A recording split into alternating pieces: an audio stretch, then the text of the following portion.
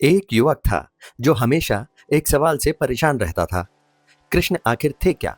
भगवान या एक बहुत ही जटिल इंसान? क्योंकि उसकी नजर में कृष्ण एक पहेली थे। बचपन में माखन चोरी करने वाला बच्चा, युवावस्था में रासलीला में डूबा प्रेमी, और फिर महाभारत जैसे भयानक युद्ध का मार्गदर्शक। उसे समझ नहीं आता था, क्या ये सब एक ही व्यक्ति के अलग अलग चेहरे हैं, या फिर दुनिया ने कृष्ण को कभी सही से समझा ही नहीं। और इसी सवाल का जवाब ढूंढने के लिए वो एक किताब उठाता है। नमस्कार दोस्तों, आप देख रहे हैं द समरी रूम, जहां हम किताबों को सिर्फ पढ़ते नहीं बल्कि उन्हें जीने लायक बना देते हैं। जिस किताब को वो पढ़ रहा है उसका नाम है Krishna the man and his philosophy by Osho. ये किताब कृष्ण को भगवान के रूप में नहीं बल्कि एक जीवित सांस लेती हुई चेतना के रूप में दिखाती है।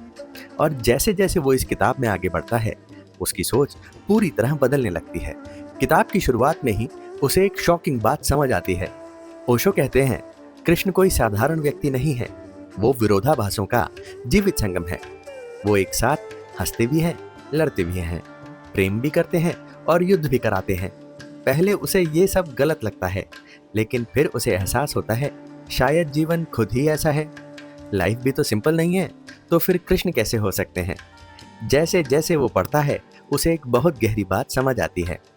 कृष्ण जीवन के किसी हिस्से से भागते नहीं, ना सुख से, ना दुख से, ना प्रेम से, ना संघर्ष से। ओशो बताते हैं, कृष्ण लाइफ को डिवाइड नहीं करते, वो उसे पूरी तरह एक्सेप्ट करते हैं। और तभी उसे एहसास होता है वो खुद हमेशा जिंदगी को आधा जीता आया है। जो अच्छा लगा उसे पकड़ा, जो मुश्किल था उससे भाग गया। लेकिन कृष्ण कहते हैं, भागना ही दुख की जड़ है। जब वो गीता वाले हिस्से तक पहुंचता है तो उसे एक पावरफुल ट्रुथ मिलता है, कर्म करो, फल की चिंता मत करो। पहले ये उसे अनरियलिस्टिक लगता है, लेकिन ओशो इसे समझाते हैं, अटैचमेंट ही सफरिंग की जड़ है। जब वो बिना एक्सपेक्टेशन के काम करता है तो उसे पहली बार फ्रीडम महसूस होती है। काम अब बोझ नहीं लगता बल्कि एक फ्लो बन जाता है। कृष्ण का प्रेम उसे सबसे ज्यादा कंफ्यूज करता है। राधा से प्रेम, गोपियों से प्रेम, लेकिन कहीं भी पोजेसिवनेस नहीं।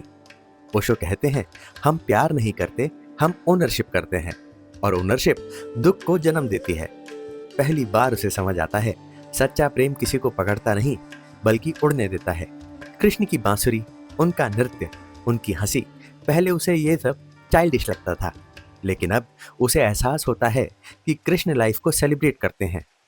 ओशो कहते हैं, अगर तुम्हारा स्पिरिचुअल पाथ तुम्हें खुश नहीं कर रहा तो वो अधूरा है। और वो सोचता है, क्या उसने कभी सच में जीना सीखा है?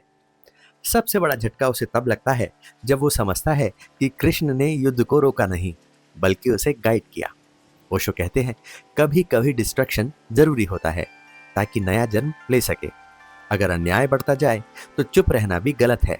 और तब उसे समझ आता है, कृष्ण सिर्फ शांति नहीं, बैलेंस सिखाते हैं। किताब खत्म होते होते वो युवक पूरी तरह बदल चुका होता है। अब उसके लिए कृष्ण कोई पहेली नहीं बल्कि एक रास्ता बन चुके हैं। जीवन को पूरी तरह जीना, हर पल को अपनाना, प्रेम करना बिना बंधन के, कर्म करना बिना डर के। उसे समझ आता है, कृष्ण कोई आइडियल नहीं बल्कि एक इनविटेशन है, इनविटेशन टू लिव फुली। अगर आपको ये समझ पसंद आई तो आप इस किताब को जरूर पढ़ें। इसका लिंक डिस्क्रिप्शन में दिया गया है। किताब खरीदकर आप न सिर्फ खुद को ग्रो करते हैं बल्कि इस चैनल को भी सपोर्ट करते हैं।